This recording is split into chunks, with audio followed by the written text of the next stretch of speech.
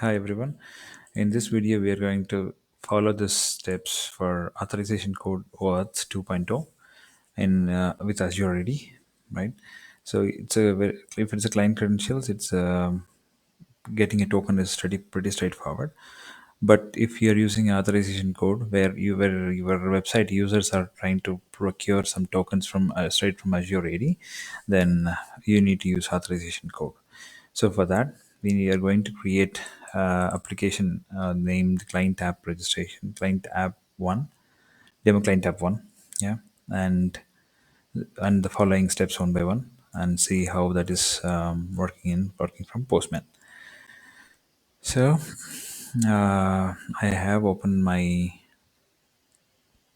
Azure ready, app registrations, register my app. So I'm going to name it this way.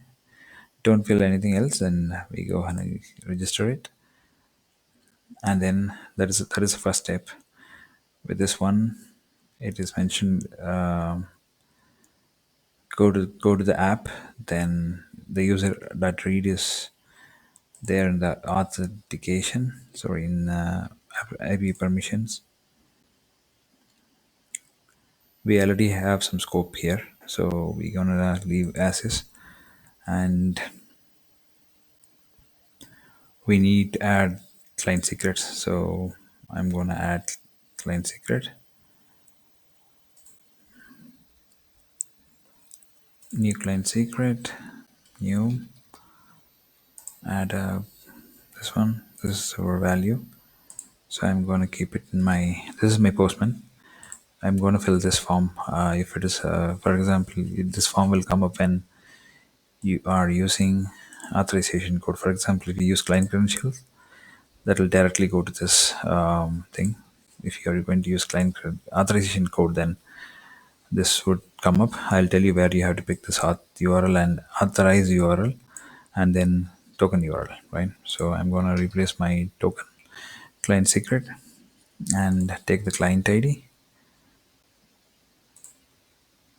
fill that up, and get the token. So if you click endpoint, this is your authorized token. I'm going to replace this one and this token.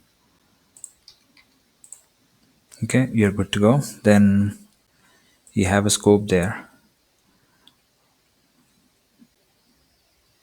What else you would need is your, so if you have multi-factor authentication enabled, you need to use authorize through browser. Otherwise, you can use, for example, if I uncheck them, the client, this callback URL will be different. Now I'm going to check get access token. This postman only will give this page. You act as a you imprison as a user and open this one, right?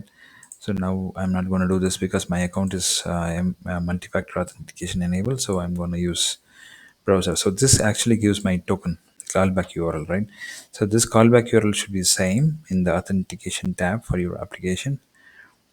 Add a platform, web, and then this one.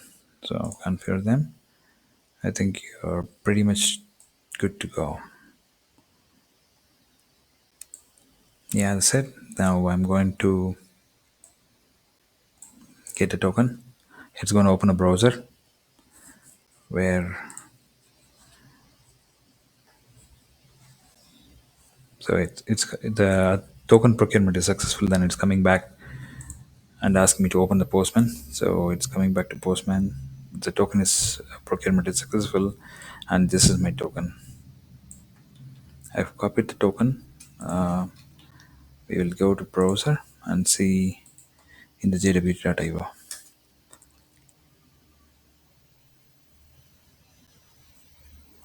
There you go.